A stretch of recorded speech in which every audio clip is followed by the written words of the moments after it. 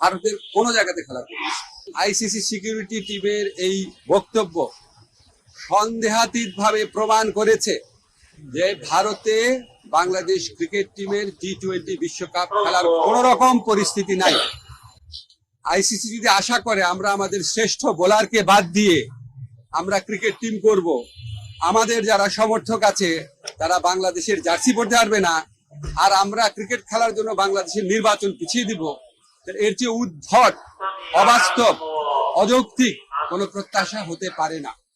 আমরা মনে করি ভারতে যে উগ্র সাম্প্রদায়িক পরিস্থিতি বিরাজ করছে এবং বাংলাদেশ বিদ্বেষী যে পরিবেশ বিরাজ করছে, বিশেষ করে গত 16 মাস ধরে বাংলাদেশ বিদ্বেষী যে অব্যাহত ক্যাম্পেইন চলেছে, এটার প্রেক্ষিতে বাংলাদেশের পক্ষে ভারতে ক্রিকেট খেলা অসম্ভব ব্যাপারে পরিণত হয়েছে। মুস্তাফিজের পর্ব এবং এরপরে আপনাদের যে চিঠির কথা বললাম সেটার মাধ্যমে এটা সন্দেহাতীতভাবে প্রমাণিত হয়েছে।